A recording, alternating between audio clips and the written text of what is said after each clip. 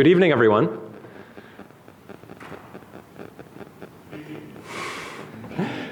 Thanks for joining for this talk with artist Tauba Auerbach. This talk is in conjunction with an exhibition now on view at the Clark titled Tauba Auerbach and Yuji Agamatsu, Meander. It's on view for one more week until October 16th. My name is Rob Wiesenberger. I'm the curator of contemporary projects here at the Clark. And for their support of this exhibition, I want to thank Agnes Gund, Catherine and Frank Martucci, Thomas and Lily Beischer, and Richard and Margaret Cronenberg. It's a great privilege to introduce Tauba Auerbach, an artist whose wide-ranging practice combines aesthetic richness across media, conceptual rigor across disciplines, a deep commitment to craft, and boundless curiosity. The meandering lines that Tauba traces in artwork, research, and speculative writing are the basis for our exhibition at the Clark. Inspired by Tauba, our exhibition considers the meander in multiple ways, as an ornamental motif, as a generative artistic method, and as a model of structure and spin at all scales. Tauba's work, like that of the distinct but complementary practice of Yuji Agamatsu, with which it shares a space, studies the flows of matter and energy around us. It does so while oscillating between repetition and difference, entropy and order, the quotidian and the cosmic. True to form, Tauba's restless and probing lines of thought continue, as we'll see in this entirely original artist talk, and the recent journey it recounts. Please join me in welcoming Tauba Auerbach.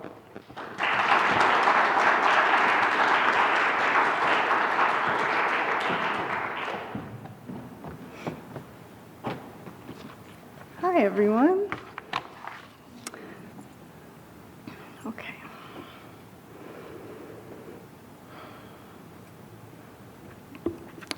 Thanks for being here. Thanks to whoever is here virtually. Thanks to Rob for thinking up this exhibition and inviting me to be part of it. Thank you to everybody who helped organize the talk and events and dealt with the practical matters of getting the show up on the wall and having the right adapters and light bulbs and things like that. And thanks to the Serving Library, who published the publication that goes along with this exhibition, for thinking that it was a good idea for me to write an entry for the catalog premised on a trip that they knew I wanted to take to Turin, Italy, to chase down a mosaic of a fractal made by a mathematician in the 1890s.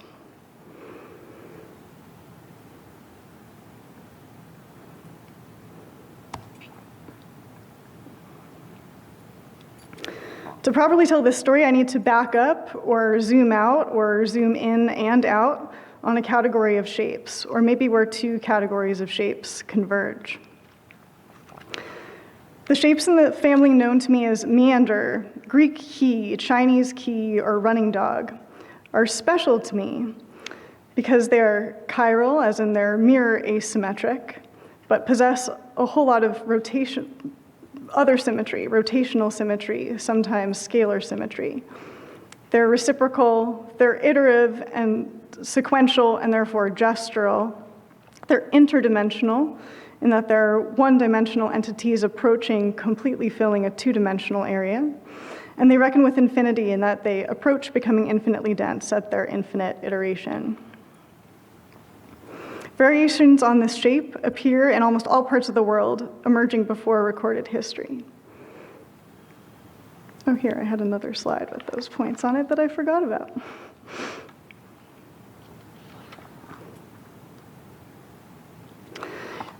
I've collected a lot of photos of ornaments in this category and just like a quick run through of some to show their breadth.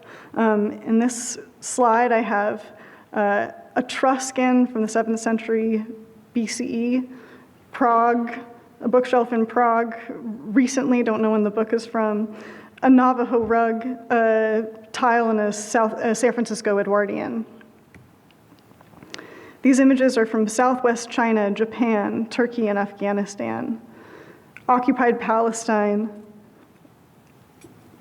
Mitla, the Mitla site in Oaxaca, Brooklyn, and the US Senate chamber.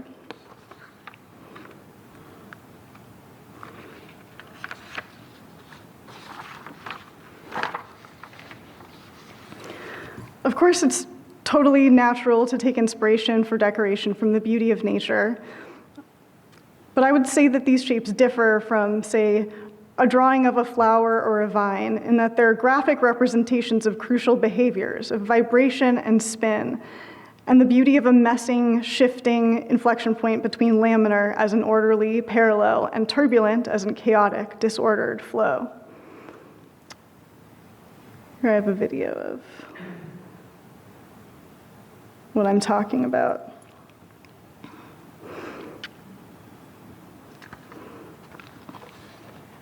The way this wake both kind of falls apart into disorder, but also starts to show something rhythmic, an eddy shedding pattern, the Van Karman vortex street, as it's called, to me is exactly the kind of like tentative but specific and profound order that I'm talking about.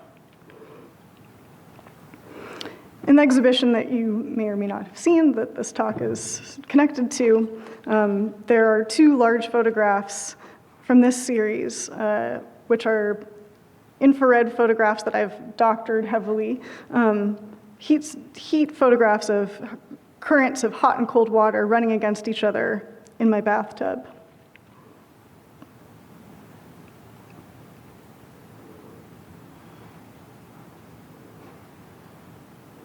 Here's a view of the show. And here's some close-ups.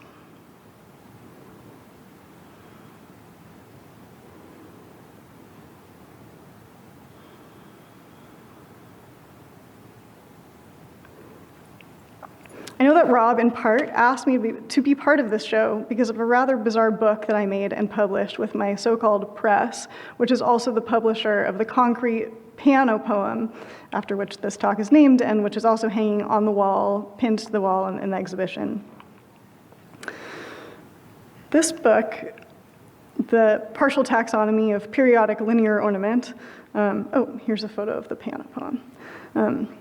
This book came about because of a very messy Illustrator document that I had going, where I was trying to organize drawings of meanders and their relatives. And I found it extremely difficult because there were so many different possible ways to group them. And the process of figuring out how to make sense of them, especially their relationships to one another, and the geometric spaces that they inhabit, led me to make something like an oversized fanzine. It has a nice folder, but it's just a laser print on at a copy shop and then stapled. The process showed me how subjective and incomplete any taxonomy is. The book is explicitly partial, the work of a non-expert in the academic sense, and subject to perpetual revision. Here's some process photos of me trying to organize it. The only expertise I can claim to have is through touch and the act of making a thing over and over, bringing it close to me or setting up the circumstances in which it can occur. I've drawn these shapes, I've bent them out of glass, I've woven them on grids, traced them with my body in movement exercises, brought them into being with pumps and hoses in my bathtub, or through mixing various solutions with strategic relationships of viscosity and surface tension to bring them about while marbling paper.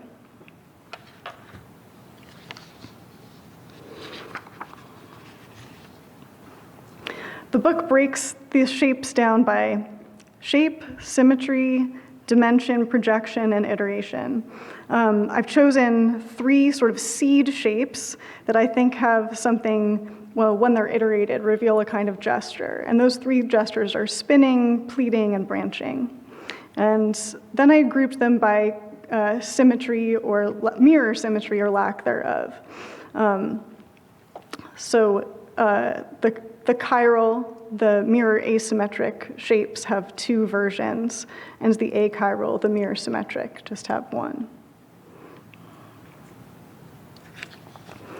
I first learned about chirality from Martin Gardner's book, The New Ambidextrous Universe. Rather, it was a new edition of the ambidextrous universe. And the word comes from the Greek for handedness, maybe, or just hand, I can't remember, and I might have written that down wrong, I realize. Anyhow, your hands are chiral, and they are each other's enantiomers, as they're called. So every mirror asymmetric object has an enantiomer. This is true for mirror asymmetric molecules.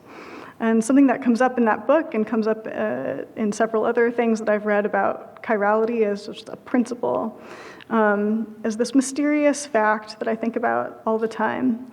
The fact that, well, if a molecule is mirror asymmetric, there are these two versions of it, a left-handed and a right-handed version. And chemists will refer to the molecules left or right-handed according to the direction that a plane of polarized light twists when passing through the compound. In living material, almost all of the chiral molecules are the left-handed versions of themselves. And in inanimate material, it's about 50-50. And when you die, you slowly go from being mostly left-handed molecules to, over time, a balance of 50-50. You become kind of inert, and this was really eye-opening to me and also like befuddling.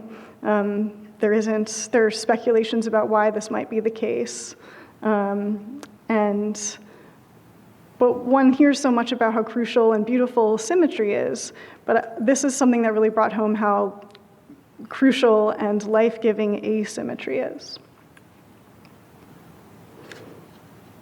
This is my front door, which has one of the ornaments that I made. I don't know why it's next in my slides here. And also a pair of socks that I published with the press that is, at first appears mirror symmetric, but is the two fields of color are seamed together with a chiral shape. So these are chiral socks.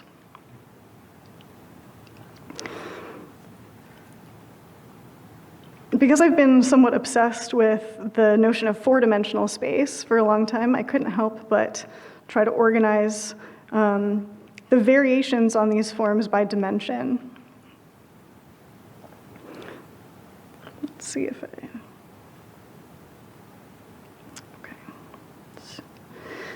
This is Claude Bragdon, another lived roughly at the same time, a little bit later than Giuseppe Peano. Claude Bragdon was an architect and theosophist in Rochester most of his life, and he wrote a number of books about four-dimensional geometry, and one of them is called Projective Ornament, and in it he makes kind of a argument for why and how we should use four-dimensional forms in architecture. I was really inspired by this book. I have also republished it through the press, and I wanted to build on his work, which mostly takes the four-dimensional, the polychora, the equivalent of the Platonic solids in 3 dimensions, but in 4 dimensions, takes these regular shapes and regular in the mathematical sense, not regular as an average, and tiles them together or unfolds them and peels them apart to make ornament. He also uses paths around magic squares.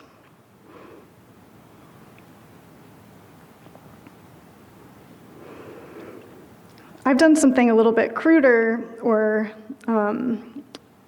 simpler in my book to draw my proposals for four-dimensional ornament.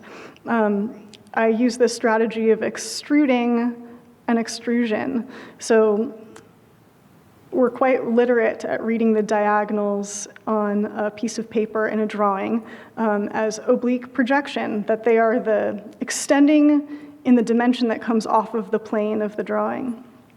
And so using this kind of literacy and this opportunity afforded by collapsing 3 dimensions or more into 2, I thought I would extrude along a diagonal direction twice to bring this line, which is a one-dimensional entity living in 2-dimensional space, extrude it into a ribbon, a two-dimensional entity living in three-dimensional space, and then extrude it again to make a solid that has to live in four-dimensional space.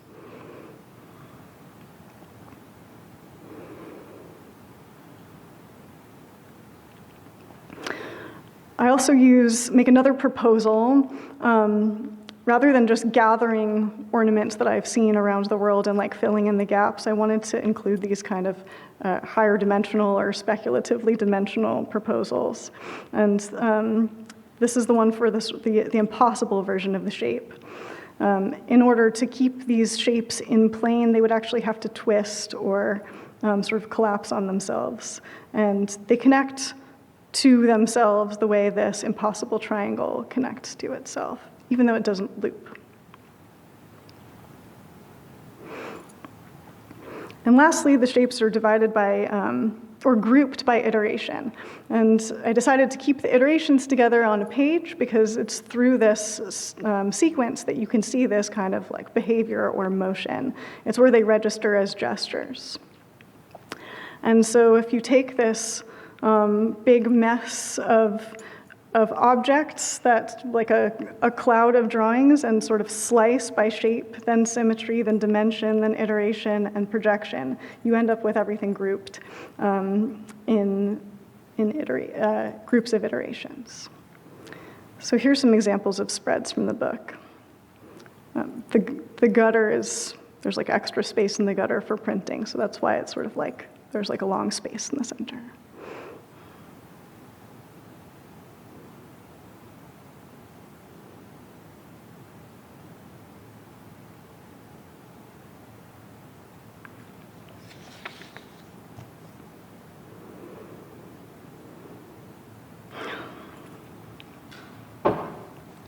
The meander isn't strictly what a mathematician would call a space-filling curve, in that it isn't fractal, it lacks self-symmetry across scales, it doesn't maintain the same global path as it bends more locally, but it behaves similarly to a space-filling curve in that it develops progressively, though it does so additively rather than exponentially, and approaches filling space entirely as it does. This is Peano's most known curve.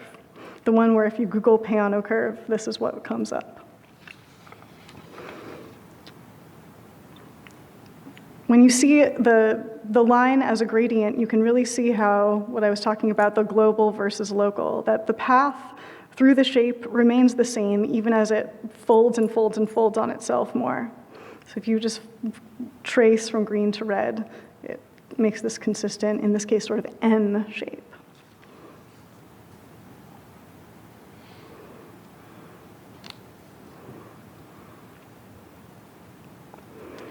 I guess for a more general definition, a space-filling curve is the limit of a sequence of curves which develop iteratively to completely fill two or more dimensions upon its infinite iteration.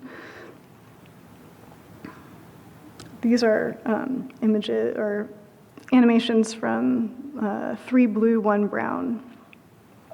This is another version. This is another Peano curve. So I should say that the one sort of like quintessential curve that comes up when you search for Peano is just one example of a huge class of curves that behave the same way. It's particularly harmonious, and it's also the first one that he drew.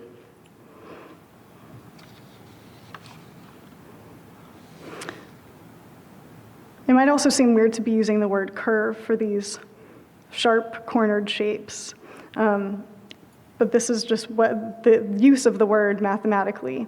And these are especially pointy shapes. In fact, when they get to their end point and they become what they really are, they're all corners. Here are some examples of other space-filling curves. This is Hilbert's curve.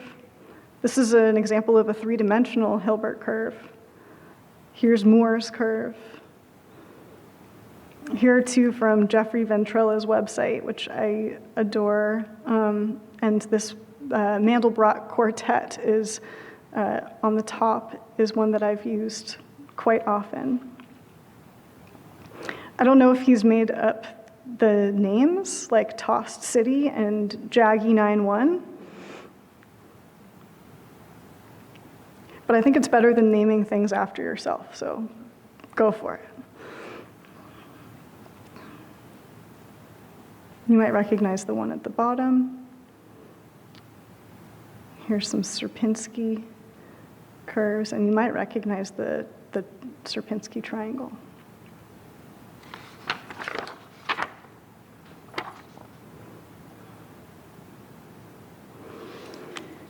I spent some good amount of time trying to coax these shapes into and onto and from behind the surfaces of canvases by using a set of custom tools that I've made, which I won't dwell on too much, but which are essentially two-dimensional combs where the teeth are lines, one-dimensional, rather than points, zero-dimensional.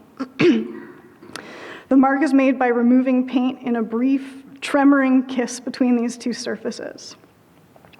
I want the emergence of this order to be as contingent and unlikely, fleeting and hovering and on the edge of non-existence as it is in that flow separation video, the simulation. I want it to be something that I summon rather than draw, that comes if I set conditions right and get lucky enough. You can see some hints of the actual Peano curve in this yellow one. This is a painting that's in the exhibition and uses the Mandelbrot quartet in its tool.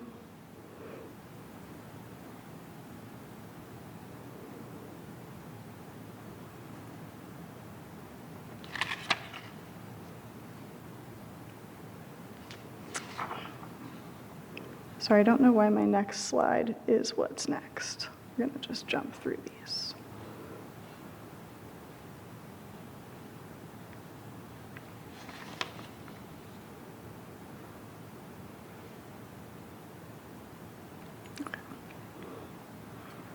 I always have trouble putting things in a reasonable sequence. I feel like I need to go in loops and branch out, and that's not possible in time. So this is Giuseppe Peano. In 1890, this man, mathematician, symbolic logician, and glottologist, wrote a paper defining the first of these space-filling curves, the most classic example of which is here. He wrote it as a counterexample, and indeed sometimes he was called the master of the counterexample, to a rare and rather arcane-seeming axiom about the enclosability of curves, which had been taken for granted for some time at this point. Very mysteriously, he did not include a drawing in his paper. This baffled me, and I think about it all the time. It still baffles me. And it's kind of what got me even more interested.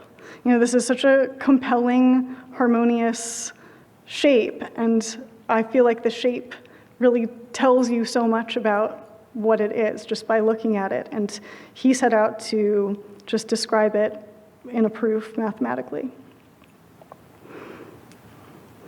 I'm now in a Peano paper study group with David Reinfurt, one of the publishers and designers and writers for the Starting Library, and Philip Ording, a colleague and friend and mathematician, who is kindly basically just teaching David and I very slowly what the paper means. And I won't try to replicate that, but I will just say that I'm quite taken with his methodology, which I never would have understood without Phil, but he does the entire proof in base 3. So not base 10, what we use, not binary that computers use, but base 3, which I've just put here on the right. So this is what counting looks like. This also shouldn't be next, sorry about that. So he didn't draw it, but the next year, David Hilbert, 1891, draws this curve, another example of a space-filling curve. This is done in base 2. And the year after that, Peano tiles it onto his terrace in Cavaretto, right outside of Turin.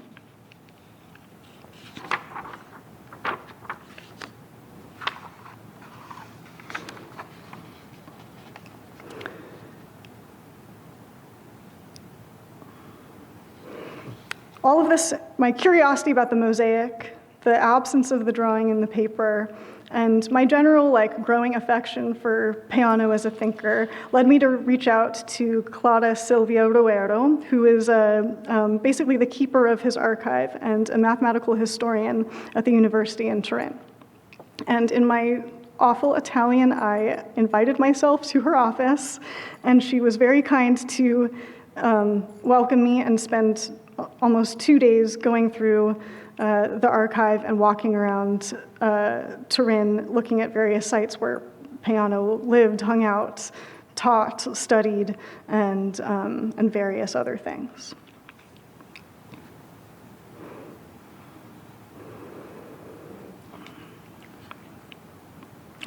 She was so nice to me. She pulled things out constantly, just spent 2 days showing me every scrap that I asked about, and I'm really grateful to her for it.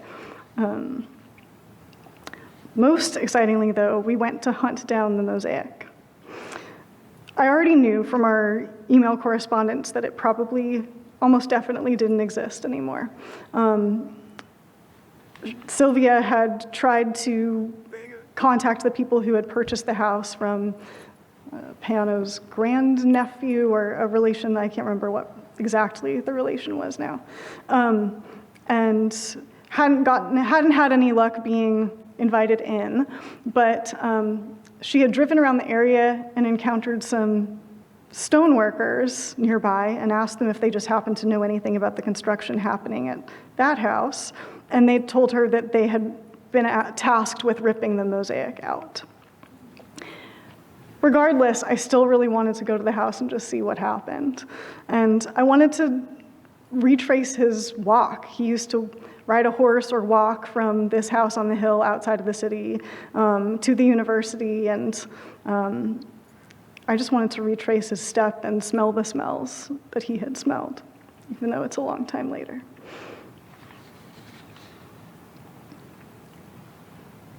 Sorry, this picture is twice. So we rang the bell and talked our way in. And this is the room where it used to be. And now you can see it has a terracotta tile floor. The people who bought the house just, I guess it wasn't their style, and they didn't really know it had any significance.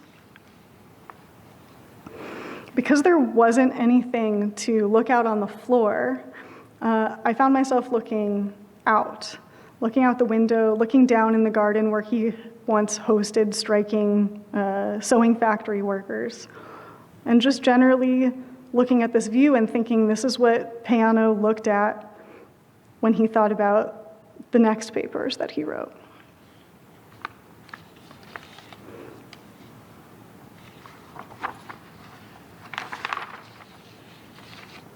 I think everyone's probably had the experience of admiring a person or admiring the work of a person, admiring something specific, and then learning about them as a whole human and discovering that their character, the way they treated others, was disappointing.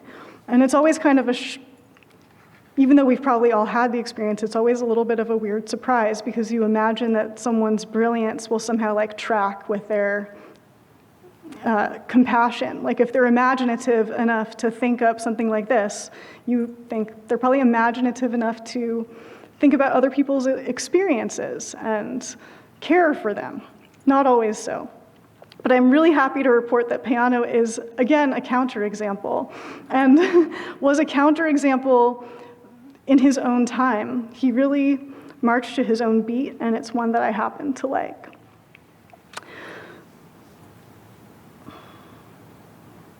Here's some other little facts about him. He was a serious feminist, as in more than half, I think actually more than 2/3 of his protégés, his most important students and the ones that he gave the most serious work to, were female.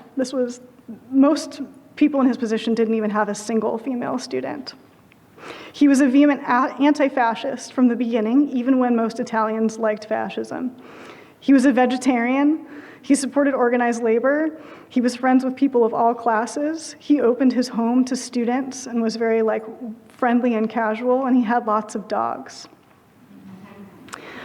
He also headed up the Accademia Pro Intralingua, which was an international auxiliary language society promoting things like Esperanto, Volapük, I don't remember how to say that, or if I'm even saying it remotely close to correctly. And he had a proposed auxiliary international language that he wanted to catch on called Latino sin inflexione, which was a Latin with no inflections, no conjugations, and no gender endings. He headed up this society. I think he first got interested and serious about the auxiliary languages in 1903 and started working really hard on this, attending a lot of meetings. He published a paper that started in regular Latin and transitioned into Latino sin inflexione. He also wrote his most important work, the 5th edition of his Formulario Matematico, of which this is a page, in Latino sin inflexione. Or actually, there's sort of conflicting reports about that when I was reading about it recently. I don't know if it's just the parts that he added or if it was the entire thing. But this is a page that he added to the 1908 paper that I originally showed you. 1890 paper. This is 1908. So 18 years later is the first time he draws this shape, and you can see it. It's D, and it's next to Hilbert's curve, which is C here. So he took a lot of risk in doing this. This wasn't super popular with his peers, even though he was motivated by trying to communicate with other academics. He was frustrated about the language barrier in mathematical and scientific publishing. And so even though it wasn't super popular with his colleagues in Turin, he really went to the mat for this idea and even took the risk of publishing things in it. And I had this out of order. This is a vegetarian cookbook and a perpetual calendar that he designed, which are printed in the language and published and distributed by him and the Accademia Pro Intralingua.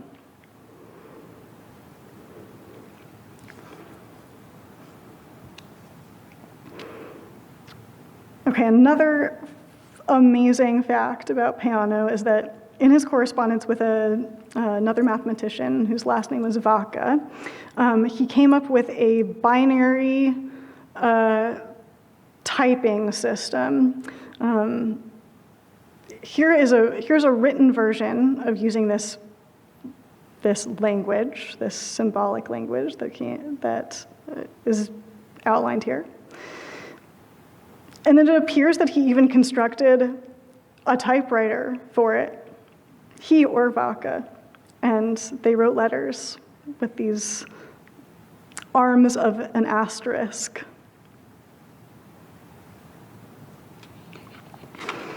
Other fun facts: he used to take notes on the cuff of his sleeve. He was prone to losing things, and so he took to just throwing all of his valuables in the center of a napkin and tying it up in a ball. He died in his sleep after teaching and going to see a funny movie. And he had a very modest burial because he asked for one, knowing that in 1932, any more prestigious burial would be fascist in nature, and he didn't want that. So he asked for no pomp and circumstance, and the only people who brought flowers to his funeral were his neighbors, who were farmers.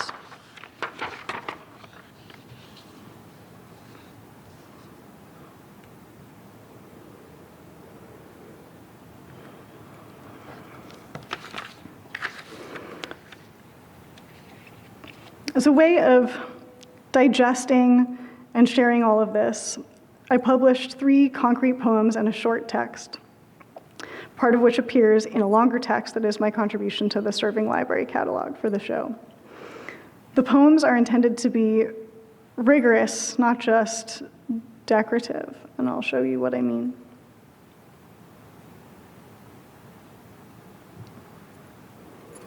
I'm sorry I don't have good images of the actual printed versions. I'm showing you the files.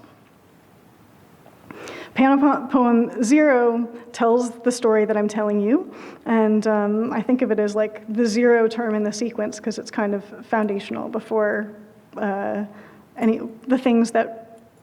before the sequence gets started. And it kind of outlines a system of logic here.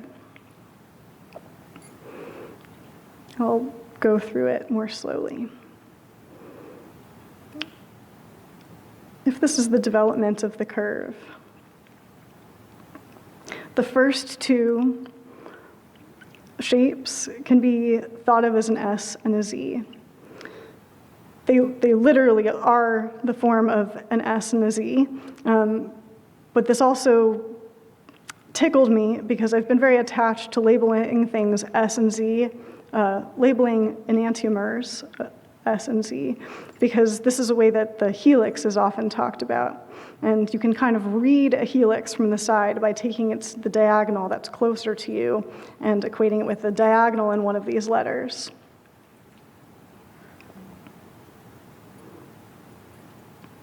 There's a long tangent about helixes and handedness in the taxonomy book. To build the fractal, to build the space-filling curve, you have to multiply each side of the square by 3 every time. So this single S gets replaced by a group of S's and Z's, and then you connect them.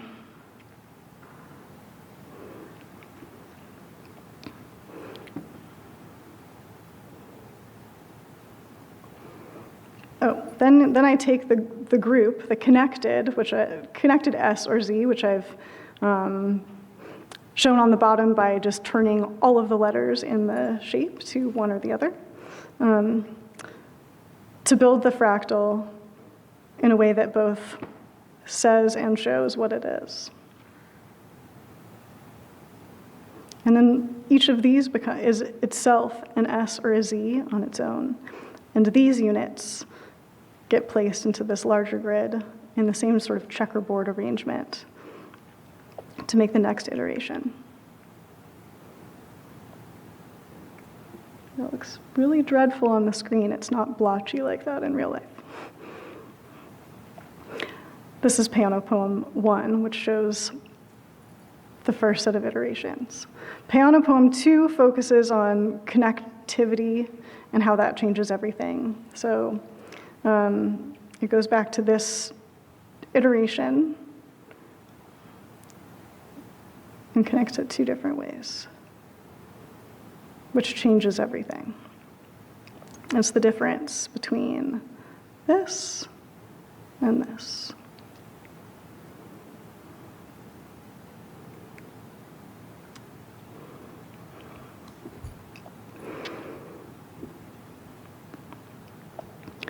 I suppose that's sort of the end of my story, but I guess I'll just end by saying that I think that these shapes and their ornament cousins are profound and insightful and contain intelligence.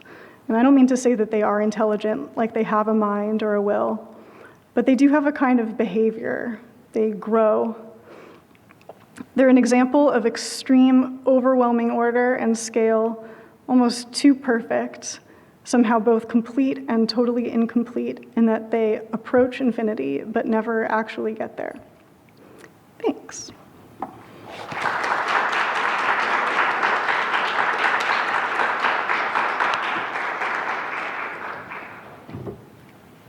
Does anyone have any questions?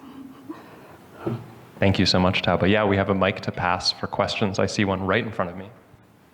I have a question about I have a couple, but the first one is about the infrared photographs. When you say you touched them up or altered them, is there anything beyond like picking a range of colors to represent intensities, or is there something else? No, it's just changing colors, that's it.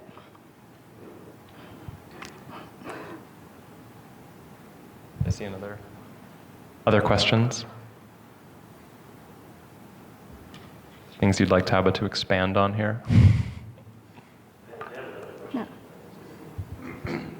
I found a couple of piano curves which looked interesting, which I think you didn't have in your demonstrations. Have you looked at some of the other, there's one that's actually called the Meander curve by Wunderlich.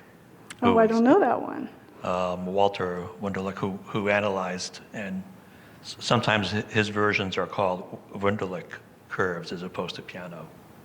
But I can show them to you. Great. I will come Okay. check that out for sure. But have you looked at the other essential piano curves in terms of finding letters in their patterns and things like that? No, I Besides have. the S and Z? I have. Well, there's if you turn them sideways, they're kind of N's and U's, but they don't translate. You can imagine if you turn that S or that Z, it would be an N or a U. But the U doesn't work so great graphically with like a typeface, a regular typeface. Thank you. Yeah.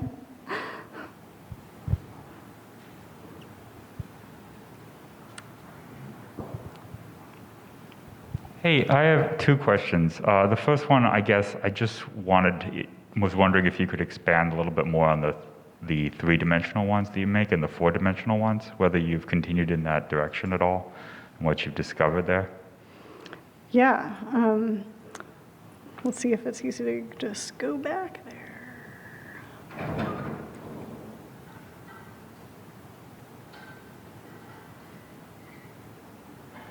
Oh, I'll just stop here for 1 second and say that the first Peanopoem was published on a receipt, and that's what you're looking at here. And I wonder what the people in Denmark thought when they got this, just without asking for it at the supermarket. That was thanks to the organizers of 1,000 books that they invited me to do that. Okay, I think I'm getting there.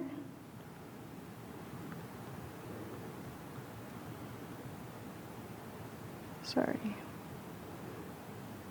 Okay. Yeah, is there anything like specific that you want to know, or do you want me to just talk about No, I this? just wanted to hear a little bit more about it, but I have another specific question after that. But the fact is, I am just interested in it. I was wondering if you've discovered anything more going down that line. There's more work that you've done in that direction. No, and I definitely wouldn't want to pretend this is much of a discovery of my own. I haven't seen anyone do this exact thing before, but it's kind of just like a very crude, I don't want to say it's like a cheat, but it's, Bragdon is really taking these polychora and tiling them and unfolding them. And he's working with these solids, and I'm working with this one shape that what I'm doing wouldn't work with a lot of those shapes because they don't have right angles. That's part of what makes it possible for me to just kind of treat this square wave to sort of break it into units that are like chunks of a tesseract, which is the four-dimensional cube. And not just chunks of a tesseract, but chunks of a particular projection of a tesseract, which is on this page at the bottom on the left in a kind of squished form.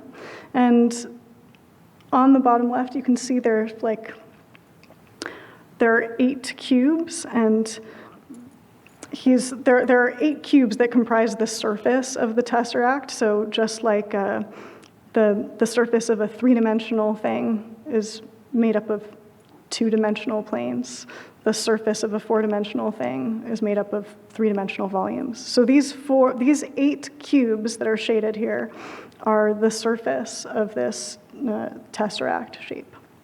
And you can kind of see that you could draw it by drawing a cube and then dragging it along, extruding it in another direction.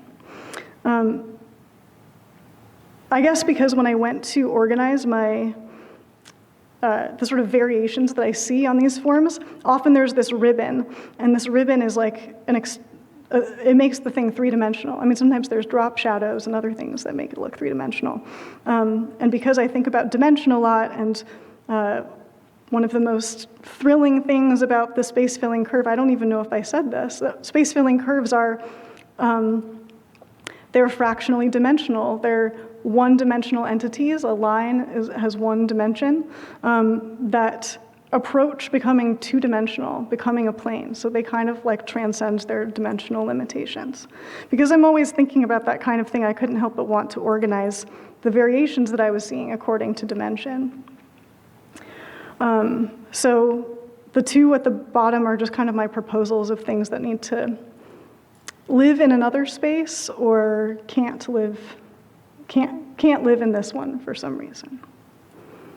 I want to ask my second question, and then the tools that you make, they seem very amazing to me because it's like an encapsulation of another dimension within a dimension. I don't know if that's correct, but like it seems that you are to follow the same logic as the curves you're making, and it allows the dimensional logic to be sort of recursively built on itself. I wonder if you have ever talked to a mathematician about it, whether there's something to be explored there that's different than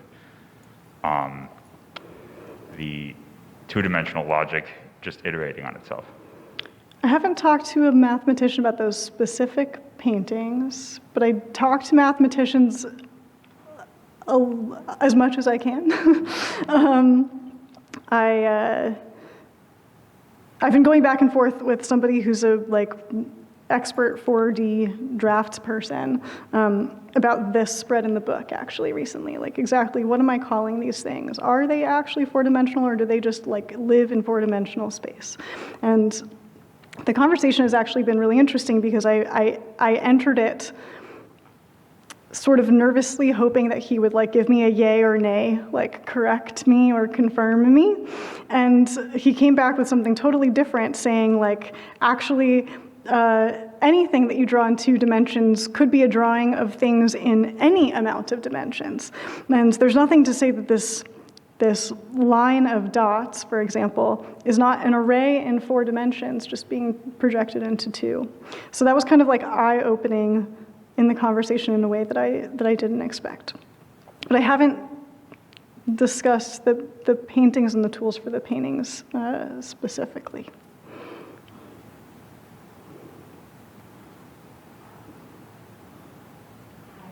Hi. I can't tell. Oh, there I am. Yeah. So I had 2 questions. One is sort of long and one is really short. So I'll let you pick which feels most generative, I guess. One thing is I really love putting feminist world making and this kind of generative thinking, these infinite and generative and expansive forms together.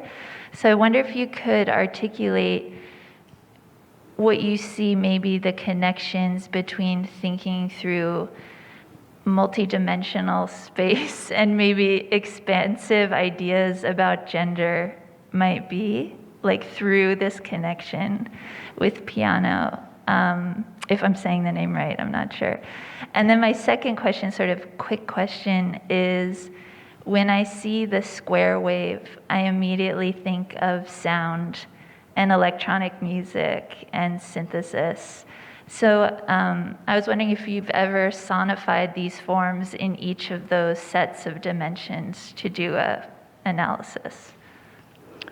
I haven't, and I wonder, is it possible though for the wave to double back on itself and still be a sound wave?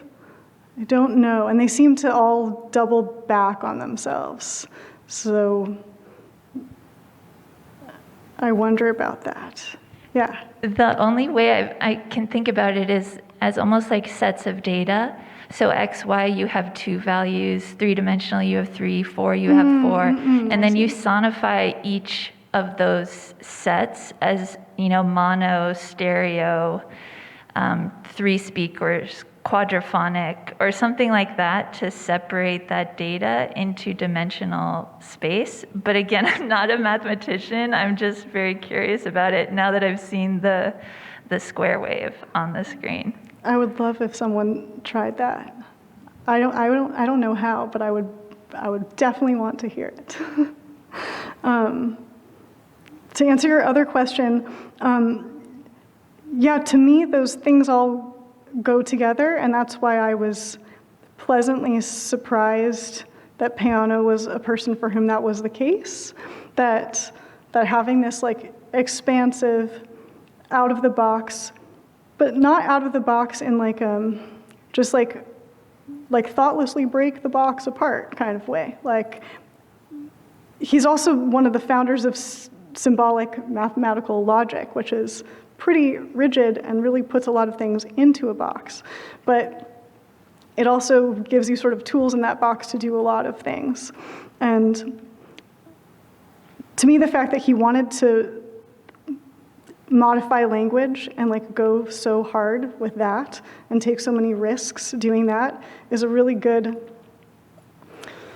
distillation of just sort of the spirit of the way that he was also doing mathematics. So he also went about this proof in a pretty unusual way, as far as I understand from my study group. There would have been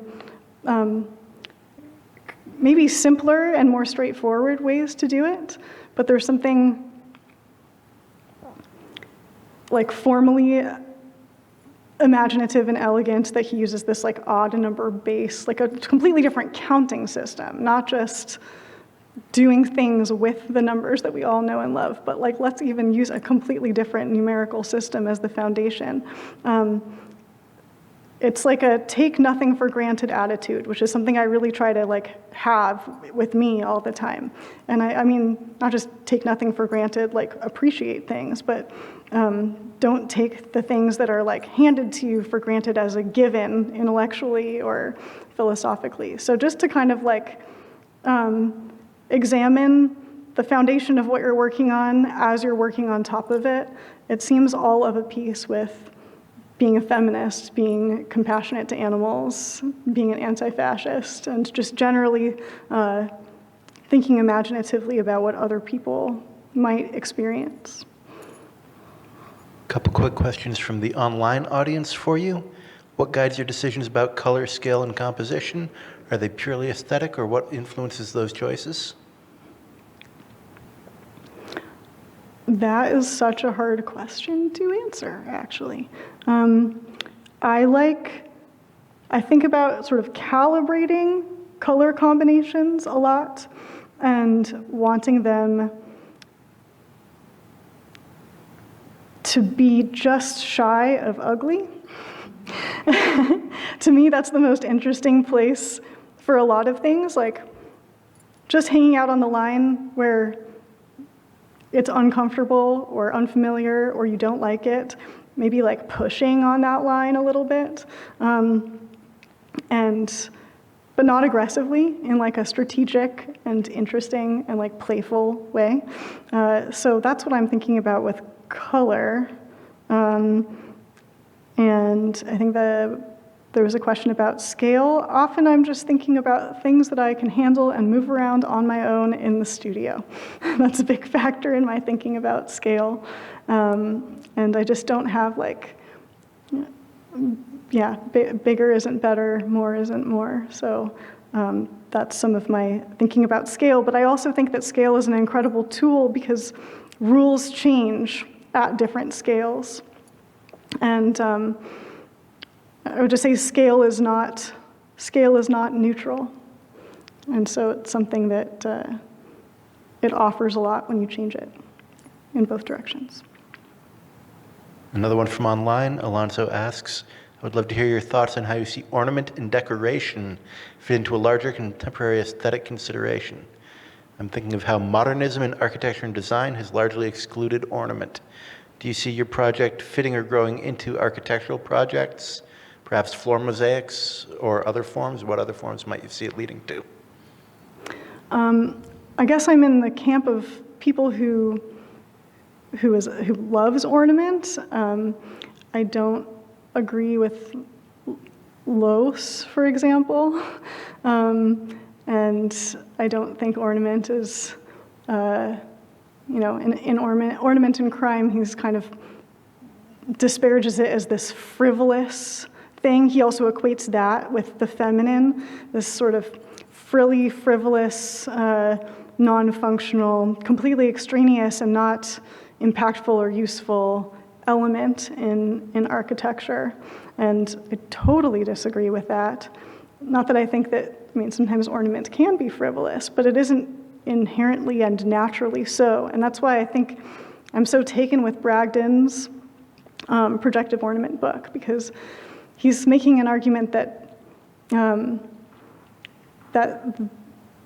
that architecture doesn't just need to serve our bodies, it needs to serve our spirits as well. And to frame our living spaces and worship spaces and work spaces with geometry that is drawn from, according to him, the deepest well,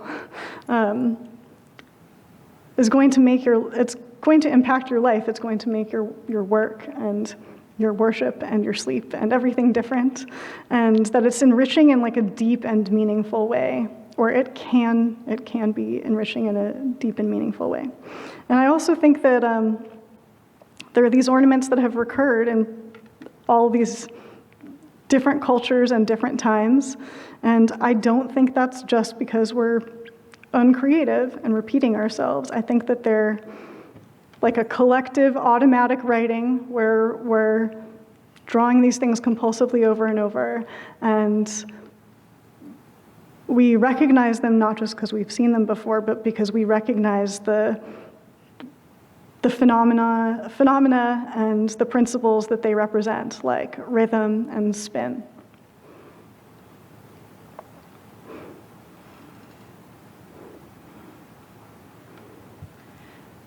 Thank you so much for your talk. In a way, what you just said anticipated my question, because you're speaking about the origin of ornament and sort of and the decorative in gesture, in these sort of deep cosmic patterns. Often these patterns have been spoken about in relation to textiles, and so I was wondering if you could. I felt like the textiles were in your presentation, but also not in your presentation, and I was wondering how textiles were sort of an interesting interlocutor for you, or if they were sort of limiting dimensionally, or sort of how you thought about your work in relation to that field. I didn't include any of these slides, but I actually made loads of weavings. Don't know why I didn't include these. I always feel like I prepare way too much, so I was trying to not do that this time. I really enjoyed building a lot of these forms in a woven structure, a woven format, and they, as they appear in textiles all the time, that also just seems like a fitting way to explore them. But I again am just like a complete non-expert. I didn't weave with a loom. I wove like a strip at a time through strips that were stapled to a stretcher bar. And so textiles for me are like more linked up with other things that I'm quite interested in, just like interlocking forms, topology, in the sense that there are these, that a plane is made out of a bunch of lines trading places over and over. And just woven structures and interlocking structures in general also speak to me as like somewhat profound shapes. But also this S and Z spin matter comes up in textiles in a way that is endlessly fascinating. So like fibers are spun, and they have to be spun in the S or Z direction. And let's see, most spinning, I think, is most yarn is spun in the S direction, I think. I hope I don't have this backwards. But a buddy of mine who studies pre-Columbian textiles showed me these fabrics that have strips where they're weaving, it's the same color across the entire fabric. But they're weaving with Z-spun yarn in certain sections, and it just makes the sheen of the fabric different in these areas. And these were special garments, either like spiritually special or like for special occasions. And so the direction of spin comes up, it comes up in really everything. It comes up in yarn, it comes up in chemistry, it comes up in like cosmology. A story that I like to tell that's in that taxonomy book is actually about how there was a study about handedness in the universe and like do more galaxies spin one way than the other. Of course, it depends on which side you're seeing the galaxy from, but from our vantage point. And so there was this project called Galaxy Zoo that is basically like a database of galaxy photos online, and then anybody can go on there and help categorize them because there's so much data that they were like kind of crowdsourcing help with this. So you can look at the image of the galaxy and fill in information about its shape and its direction of spin. And this found that there was a bias, I can't remember in which direction, that there were more, let's say, Z spinning galaxies than S spinning galaxies. And then maybe a year later, another paper was published about how this was not the case and that all of this asymmetry could be chalked up to human bias. But I'm really curious about the bias. To me, the bias is like its own interesting data point. And I ask people all the time about preferences, about like if you were to just spin in a circle now, would you feel compelled to do it one way or the other? And almost everybody says yes, and they have like kind of an immediate feeling in their body that they want to go one direction.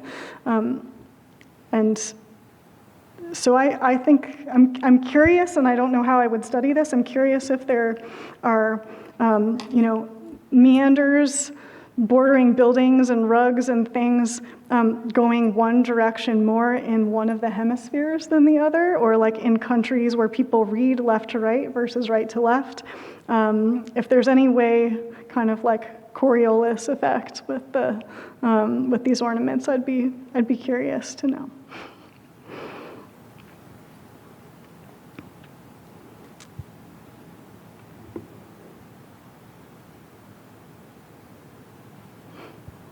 Maybe that's it.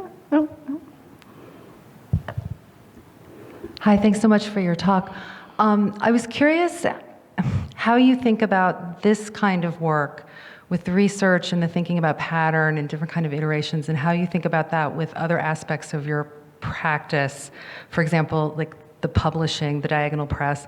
And I was also thinking about the musical instrument that you made, and I was curious kind of what relationship do you see between kind of like the forms and how you think about them and these other sort of more outward projects that might be sculptural or involve an audience or take different forms? I think all of the output emerges from this kind of research and thinking, and I'm very happy that I chose the path of an artist rather than a mathematician or a scientist, because when I research and I report my research to all of you, I get to do it in such interesting ways rather than just writing a paper in the same font and the same format as everyone else, because that's how it is in mathematical publishing. My paper on Peano is this set of like concrete poems, and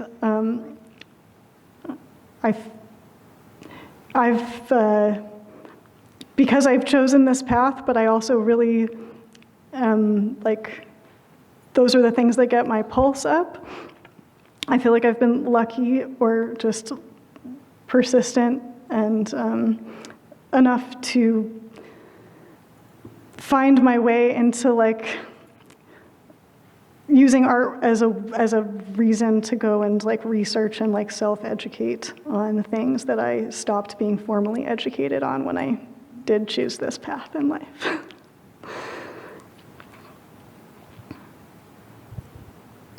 Are there other questions? Anything online? We have a question from Jim. Could it be possible that Peano didn't feel the necessity of including a drawing because he could visualize the curve so clearly in his mind? That's a good question. I wonder that too.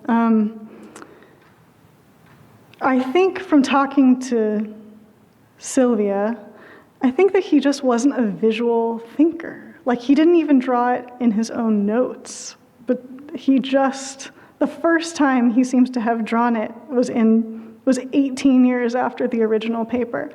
I mean, he liked it enough to tile Hilberts on his terrace, and that was part of why I was curious to see it, you know. But I don't think that he was driven by the visual, though it's entirely possible that he was just able to easily picture it by looking at that formula. I'd be very impressed. I am very impressed.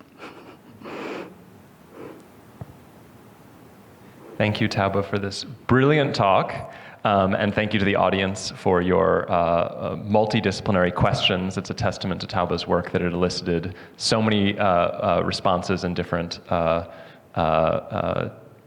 discourses that we don't always get in this auditorium. So please join me in thanking Tauba Auerbach.